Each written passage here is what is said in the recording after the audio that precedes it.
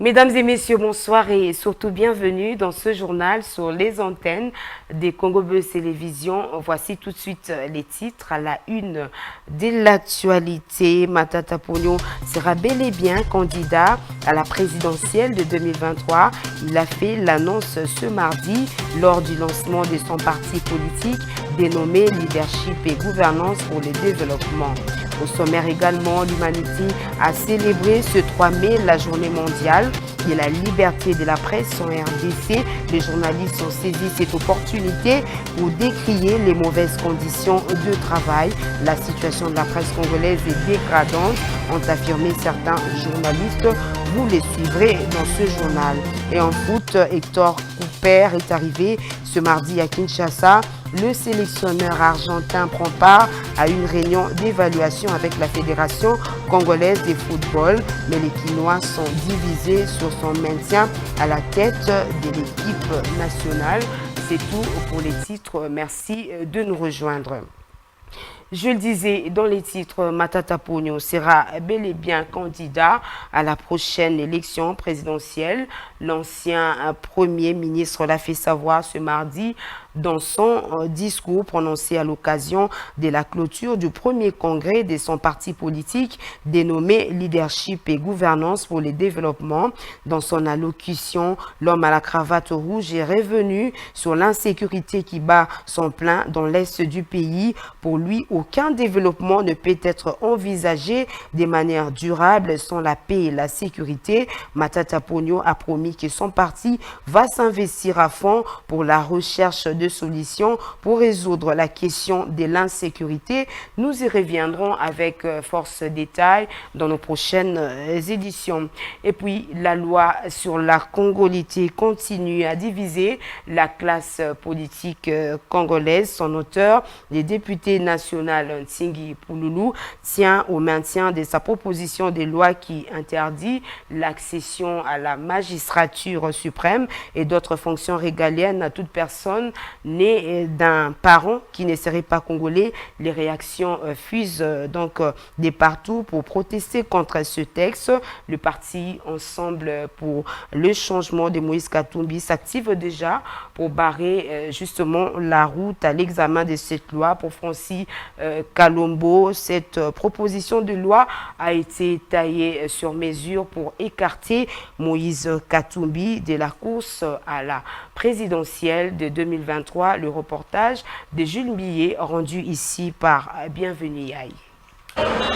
Oui, la question des naîtres congolais des pères et des mères pour accéder aux fonctions du président de la République en RDC continue à diviser la classe politique congolaise. Pendant que les députés nationaux Alfred Maïcha et Singi Pouloulou plaident pour le renforcement des conditions d'accès à la magistrature suprême afin de protéger la République contre les infiltrés et chasser les stagiaires du sommet de l'État. Au chapitre des réactions, Délise Sanga estime que cette loi est discriminatoire. Pour sa part, Francis Kalombo de l'Assemblée pour la République qualifie ces démarches de mauvaise foi et qu'il s'agit ici d'un faux débat. Ce serait une mauvaise foi puisque doit-on revenir en arrière pour parler encore une fois de plus de la congolité? Lorsque vous-même vous voyez qu'il y a des tribalismes, il y a la guerre entre des communautés qui risquent encore d'embraser la République démocratique du Congo. Vous avez à Ituri les Ema, les Lendu, on se bat pour pouvoir taire au Qatar, donc un peu partout. Donc je crois que c'est un faux débat. Ceux qui amènent ces débats sur la table n'aiment pas la République démocratique du Congo. Je pense qu'ils sont animés de mauvaise foi. Ce ne sont pas vraiment des politiciens ou des hommes responsables qui aiment le pays ou qui aiment les Congolais. S'agissant du renforcement des conditions d'accès à la magistrature suprême pour éviter l'infiltration, Maître Kalombo parle d'un agenda caché. Mais quel est cet infiltré qui a déjà fait des choses en République démocratique du Congo pour que cela devienne un sujet à renforcement? Puisque vous savez que cette matière est déjà limitée de par la Constitution.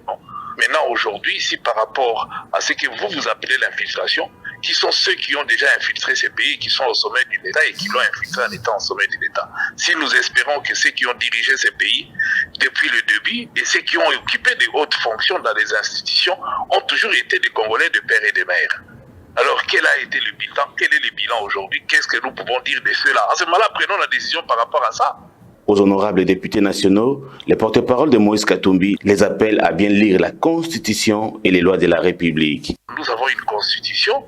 Lorsqu'on apporte un dossier, ils sont des intellectuels ou alors ils doivent se renseigner. Cette disposition, ça violerait l'article 13, l'article 12, 72 de la Constitution et que même pour si on veut modifier, on ne peut pas le modifier puisque la Constitution est tellement claire, l'article 220 est clair là-dessus. Aucune modification ne peut avoir lieu si c'est pour réduire les droits des Congolais. Les Congolais ont acquis des droits et cette matière est déjà verrouillée dès le départ parce que nous n'avons pas laissé des champs libres à quiconque de devenir président de la République démocratique du Congo. Pour rappel, certains états-majors politiques menacent de descendre dans la rue au cas où cette proposition de loi serait adoptée. Qui a raison? L'avenir seul a la réponse.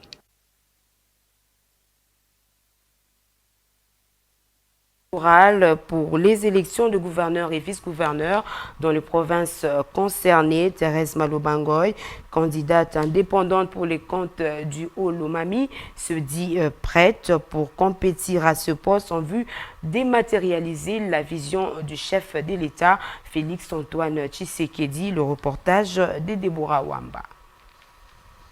Candidate numéro 5 au gouvernorat du Haut-Lomami, Thérèse Maloba poursuit sa campagne pour l'élection des gouverneurs prévue le 6 mai prochain. À noter, au sujet de son cursus, elle est honorable dignitaire d'État, très engagée dans les initiatives de développement, travailleuse et éprise de paix des nationalités congolaises, originaires et notables de la province du Haut-Lomami. Elle est également présidente de l'ONG Lumière pour la femme et enfants en détresse, Lumifed Asbel en sigle, créée depuis 2012. Elle a occupé plusieurs postes dans les institutions et administrations publiques. Durant ses 23 ans de carrière à la Caisse nationale de sécurité sociale au Grand Katanga, Maloba Thérèse Ngoy a gravi tous les échelons de l'administration, allant des chargés des courriers au poste de directrice provinciale de la CNSS au Grand Katanga.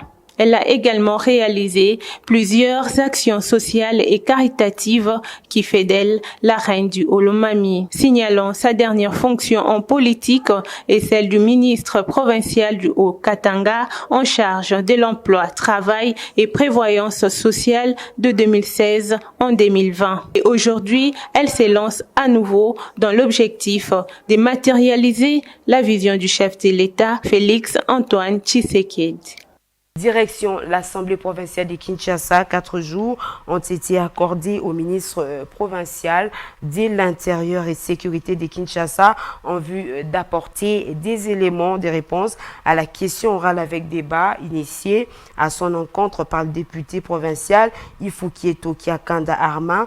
Tengelito devait s'expliquer sur l'insécurité qui bat son plein dans la capitale congolaise. Il doit aussi éclairer la lanterne des élus provinciaux sur les tracasseries policières, la nuisance sonore, mais aussi les marchés pirates. Retour sur les faits avec Jacques Mounene.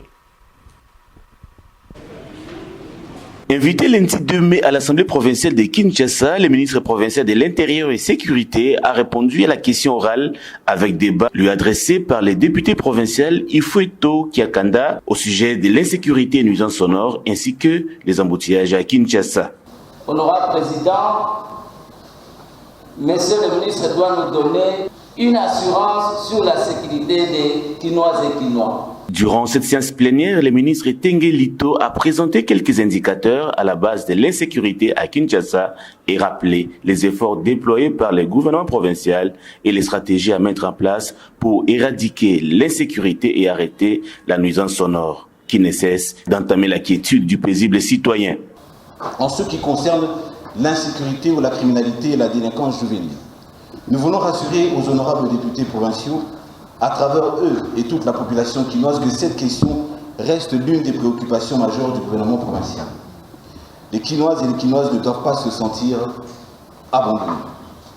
À l'instar d'autres grandes agglomérations du monde, la ville de Kinshasa fait face à l'insécurité et à la délinquance juvénile. Cette criminalité et cette délinquance juvénile trouvent leur cause notamment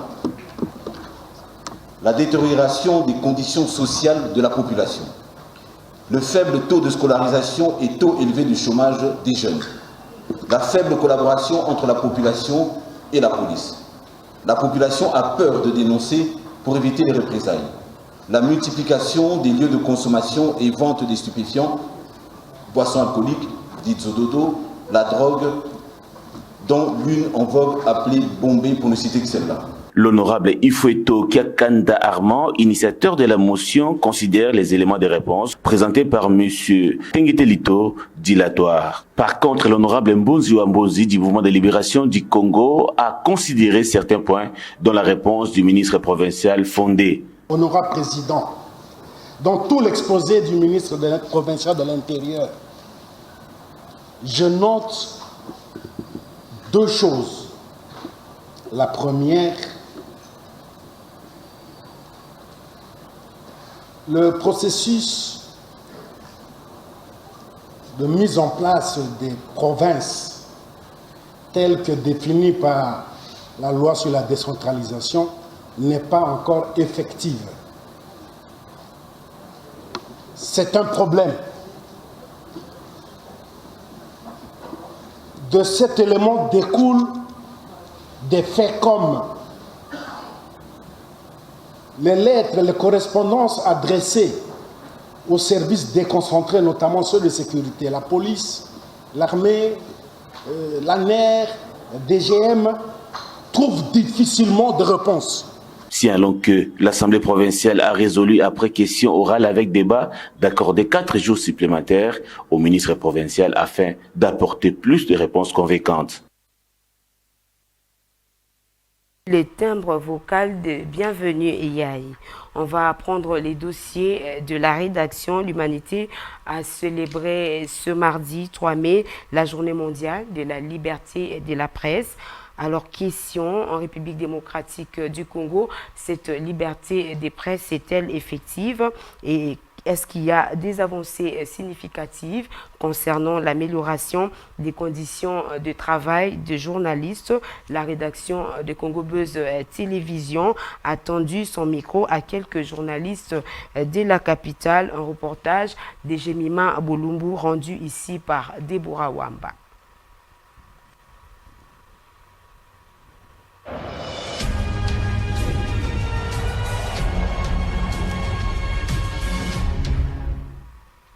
Ce mardi 3 mai 2022, l'Humanité célèbre la Journée internationale de la liberté de presse. À propos, quelques journalistes des entreprises de presse, CCTV et les phares télé ont livré leurs avis quant à la célébration de cette journée dédiée aux chevaliers de plume. Pour ce qui est de l'état des lieux actuellement de la presse en République démocratique du Congo, Nzinga Bonheur, journaliste du média télé CCTV, et Chicho Katenge de l'EFAR TV, estiment que cette liberté est relative. Cela dépend d'un pays à un autre et qu'en République démocratique du Congo, particulièrement, cela devrait se passer dans la méditation. Passer cette journée sous méditation, je pense que vous devez peut-être vous référer au dernier communiqué de presse publié par l'ONG GED, Journalistes en danger, qui a fait état de la situation, je dirais, de la grave situation des violations des droits des journalistes dans notre pays, où vous savez, il y a eu récemment des états généraux qui avaient été organisés, il y a eu des recommandations qui ont été faites. Malheureusement, GED constate qu'il n'y a pas la volonté des autorités pour justement appliquer ces différentes recommandations. Ça dépend des échelles, hein, ça dépend des niveaux, parce que ici, je peux dire qu'on a une certaine liberté par rapport au Congo-Brazzaville. Peut-être par rapport au Congo-Brazzaville, on sait, parce qu'on sait aussi ce qui se passe là-bas par rapport au Rwanda. Congo-Brazzaville, si on prend le Congo-Brazzaville et le Rwanda, on peut dire qu'ici, on a une certaine liberté et la presse ici vit mieux, donc s'exprime mieux qu'au Congo-Brazzaville ou encore au Rwanda. Relativement au thème retenu cette année par l'UNESCO, qui est le journalisme sous l'emprise du numérique, Claude Molichot, journaliste et analyste politique, juge à ce jour que la profession est prise d'assaut par des profanes en la matière. Tout le monde aujourd'hui est devenu journaliste. L'ancienne loi disait qu'on peut effectuer un stage de 2 mois qui est évalué par des professionnels et puis on attend et on livre la carte de presse. De 2 ans, pardon, pas de 2 mois, de 2 ans. Si on est stagiaire pendant 2 ans dans un organe de presse, même si on fait les études de journalisme, on peut être qualifié de journaliste et on peut livrer mais ce n'est pas le cas aujourd'hui. Un enfant de 6e année primaire du collège Boboto, c'est un journaliste aussi, entre guillemets, parce qu'il parle couramment français, il peut se passer à la télévision et livrer l'information. Est-ce que c'est pour autant dire qu'il est journaliste? Non. Est-ce qu'il a suivi la formation de journaliste 5 ans, comme vous et moi? Non. Voilà pourquoi on dit qu'aujourd'hui, avec les nouveaux médias, avec les réseaux sociaux, tout le monde est devenu journaliste. Or que ce n'est pas ça. Compte tenu de la dépénalisation des délits de presse, ces derniers s'expriment quant aux difficultés rencontrées dans l'exercice de leur métier. Nous allons arriver à ce qu'on appelle la dépénalisation des délits de presse. Parce qu'il y a des notions aujourd'hui qui est collée à la fonction du journaliste. C'est-à-dire quoi? La notion de responsabilité. Les journalistes sont toujours appelés à opérer des choix dans les sélections des informations et dans la responsabilité. Ça doit se faire dans la responsabilité. Nous disons ceci. La liberté, c'est relatif. Mais il faut distinguer l'information à la communication. Parce qu'il y a des gens à la cité qui ne parviennent pas à opérer cette distinction-là.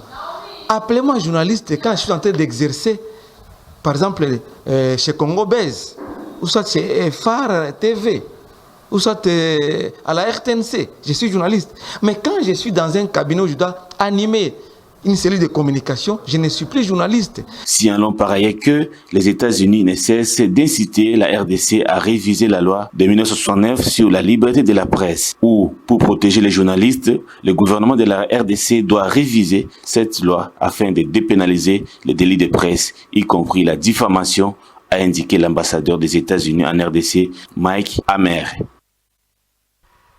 Et puis, la pluralité des entreprises de presse, un des acquis de la lutte pour la liberté de la presse. Est-ce que cette pluralité a donné lieu à la pluralité des contenus? Tentative de réponse avec Esther Pinda dans un reportage rendu par Bienvenue Yaï.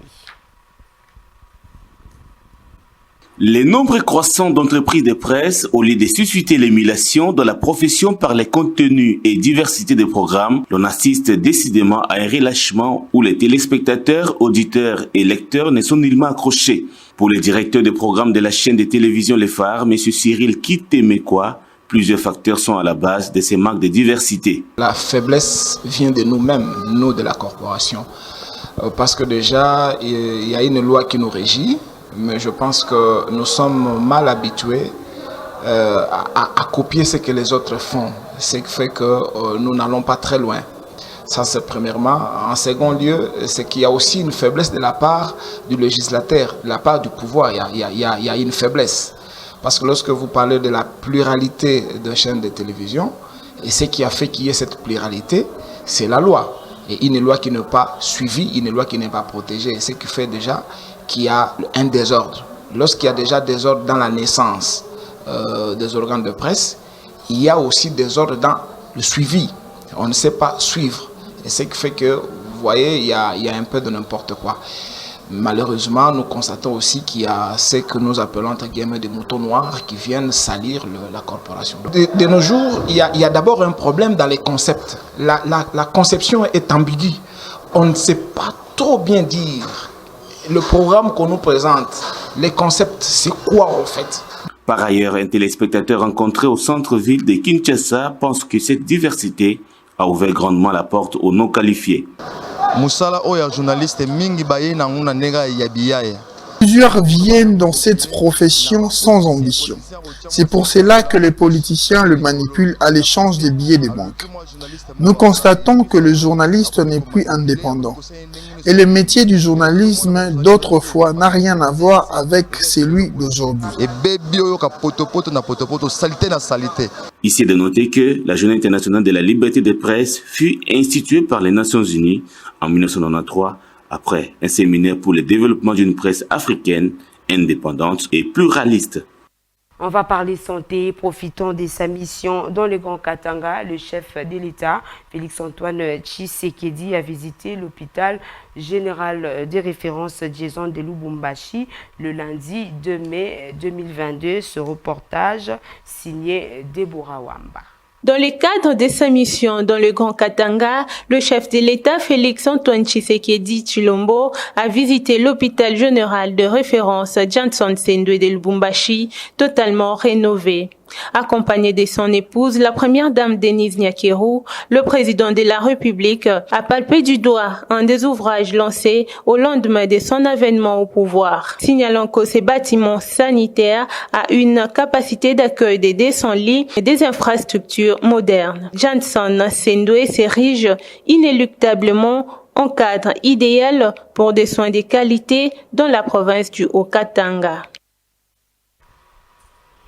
Santé encore, les syndicats des médecins du Congo connaîtra son tout premier processus électoral en novembre 2023. C'est ce qui ressort de la journée syndicale du CIMECO organisée ce week-end. C'était à l'occasion de la célébration du 10e anniversaire du syndicat des médecins du Congo. Suivez plutôt ce reportage.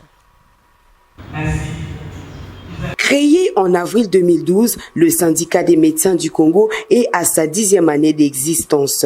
Voilà qui a conduit les animateurs à marquer un temps d'arrêt pour dresser le bilan de la structure, mais aussi dégager des perspectives pour l'avenir. Pour cette journée syndicale, plusieurs thématiques ont été abordées, notamment le chronogramme du tout premier processus électoral de ce syndicat des médecins. Au chapitre des réalisations, il y a par exemple le démantèlement des réseaux mafieux qui gangrènent les circuits de la paye. En effet, de nombreux fictifs ont été élagués, mais les combats continuent. L'alignement des médecins non payés à la prime des risques, ajouté à cela l'institution d'un cadre de travail comprenant toutes les parties prenantes pour la sécurité, la confiance et la paix institutionnelle. Ces 10 ans du CIMECO ont commencé par un conseil national qui a été convoqué par le bureau national, c'est-à-dire qui a réuni tous les bureaux exécutifs provinciaux. Après ce conseil national, c'est le conseil de sages qui est pratiquement le détenteur du patrimoine du CIMECO, qui devait également se réunir, et aujourd'hui c'est la communion de toute la communauté au CIMECO.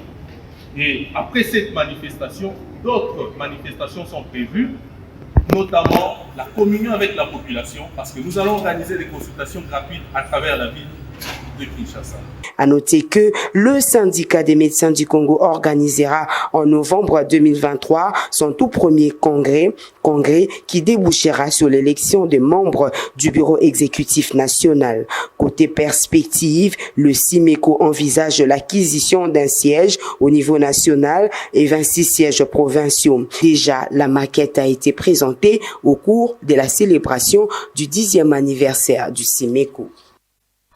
En sport, pour terminer, pluie des sanctions de la Fédération internationale de football, association, après les derniers tours des qualificatifs au mondial Qatar 2022, la commission disciplinaire s'est prononcée dans son siège à Zurich pour sanctionner les nations qui se sont insurgées dans la faute. La République démocratique du Congo écope d'un huis clos et 125 000 francs suisses d'amende pour jet d'objets, envahissement du terrain, puis manquement au maintien de l'ordre dans le stade face au Maroc. Et ce dernier doit s'acquitter des 300 000 francs suisses. Les détails avec Ben Goy. Réunie dans son siège à Zurich en Suisse le lundi 3 mai 2022, la commission disciplinaire de la FIFA a annoncé une série de sanctions suite au dernier tour de barrage de la Coupe du Monde Qatar en Afrique. Suite à l'attitude hostile du public lors du match retour face à l'Égypte au stade Abdoulaye Wade qui a donné le ticket qualificatif au Lion pour le Qatar, le Sénégal doit payer 175 000 francs suisses et jouera un match à huis clos. Consécutif à la non-application des règles de sécurité, absence de maintien de l'ordre au stade, envahissement du terrain, jet de projectiles, allumage de feux d'artifice et surtout une émission d'un message non approprié au sport. De son côté, l'Égypte réclamait sa qualification sur tapis vert en raison de ces incidents et reparti donc réduit, mais n'échappe pas à une amende de 6 000 francs suisses en raison du comportement de ses joueurs au match aller. Pour le Fennec de l'Algérie, la Fédération internationale de football association doit encore statuer sur son dossier dans un bref délai. Et l'attente est au rendez-vous pour le futur, mais n'échappe pas à une amende de 3 000 francs suisses. Quant au Léopard de la République démocratique du Congo, un match à huis clos pour G-Dobché, envahissement du terrain, manquement de maintien de l'ordre dans le stade et à la bonne organisation du match face au Maroc. En raison du comportement de leurs supporters au match aller et au retour, les Léopards écopent d'un total de 125 000 francs suisses d'amende. Et pourtant, qualifiés pour le mondial, les Marocains devront s'acquitter de 30 000 francs suisses. Après l'élimination face au Ghana et l'envahissement du terrain qui s'en est suivi et qui a causé le décès d'un officiel de la CAF, le Nigeria écope d'un huis clos et 150 000 francs suisses. Toujours en sport, il séjourne depuis ce mardi à Kinshasa. Le sélectionneur argentin Hector Cooper prend part à une réunion d'évaluation avec la Fédération congolaise de football. Il est question pour la FECOFA de remettre les choses sur les rails après la débâcle des Léopards au match des barrages de la qualification de la Coupe Qatar 2022. Le maintien d'Hector Cooper à la tête de l'équipe nationale est contesté par certains Quinois qui estiment que l'Argentin n'a pas la capacité de maintenir l'équilibre au sein de l'équipe nationale. Le reportage de Jacques Mounene rendu par Deborah Wamba. Arrivé à Kinshasa ce mardi 3 mai 2022, les sélectionneurs des Léopards senior Hector Cooper passera à une évaluation par la Fédération congolaise de football, association FECOPA en sigle, suite à la débâcle des Léopards seniors lors des éliminatoires pour la Coupe du Monde Qatar 2022 sur un score de 4-1 contre le Maroc. Les compétences du sélectionneur argentin pour l'équipe nationale des seniors congolais sont remises en évidence. Au moins, cette évaluation s'impose pour dessiner l'avenir de celui qui assurera le coaching de l'équipe nationale de football congolais. Cependant, les supporters se sont exprimés devant la caméra de Congo Buzz Télévision. Ce sélectionneur nous a déçus. Notre souci était de jouer à la Coupe du Monde et lui n'a pas été en mesure de le faire. Alors il doit partir et laisser l'équipe à un autre.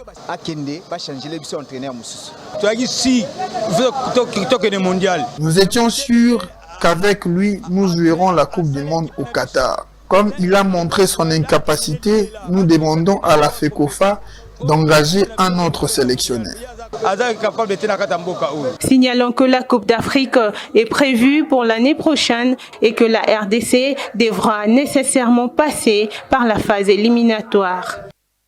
Ce journal est terminé, mais pour tous ceux qui nous ont pris en cours de diffusion, voici le rappel de titre. Matata Ponyo sera bel et bien candidat à la présidentielle de 2023. Il a fait l'annonce ce mardi lors du lancement de son parti politique dénommé Leadership et Gouvernance pour le Développement. Et puis l'humanité a célébré ce 3 mai la journée mondiale de la liberté de la presse en RDC. Les journalistes ont saisi cette opportunité pour décrier les mauvaises conditions de travail. La situation de la presse congolaise est dégradante, ont affirmé certains journalistes. En sport, Hector Cooper est arrivé ce mardi à Kinshasa. Le sélectionneur argentin prend part à une réunion d'évaluation avec la Fédération congolaise de football, mais les Quinois sont divisés sur son maintien à la tête de l'équipe nationale.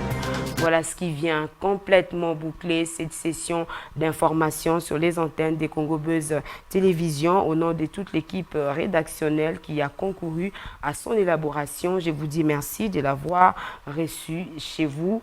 Bonne suite des programmes sur nos antennes.